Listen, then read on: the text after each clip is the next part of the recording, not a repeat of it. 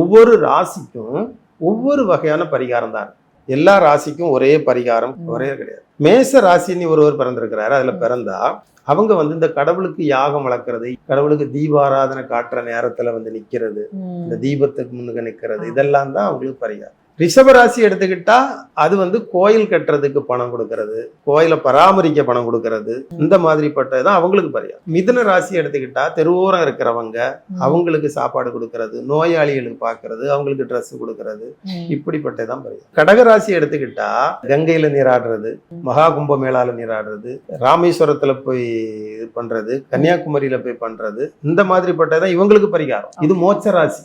அதுக்கு அடுத்தால இருக்கு சிம்ம ராசி. இது புத்தி ராசி. படிக்கிறவங்களுக்கான எல்லா உதவியும் செய்யறது, யூனிஃபார்ம் எடுத்து கொடுக்கறது, பெண்ணு வாங்கி கொடுக்கறது, நோட் புக் வாங்கி கொடுக்கறது, படிப்பு இடையில இந்த ஃபீஸ் கட்ட கொஞ்சம் கட்டி விடுறது, இந்த மாதிரிப்பட்ட ஒரு இதெல்லாம் பண்றது சிம்ம ராசிக்கு பரிகாரம். கன்னி ராசிக்கு இது அறிவியல், எல்லாருக்கும் அறிவு கற்றுக் கொடுக்கணும்.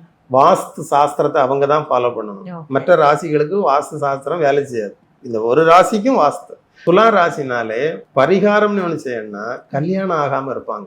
அவங்களுக்கு இந்த கல்யாண புரோக்கரேஜ் வைக்கிறது, கல்யாணம் சேர்த்து வைக்கிறது, இந்த மாதிரிப்பட்டது, இந்த கூட்டங்கள் கூட்டி நடத்த, கோயில் திருவிழாக்கள் நடக்காம இருக்கிறத நடத்தி வைக்கிறது, இந்த மாதிரி கொண்டாட்டங்களான விஷயங்கள் எல்லாம் இவங்க நடத்தினா அது அவங்களுக்கு பரிகாரம்.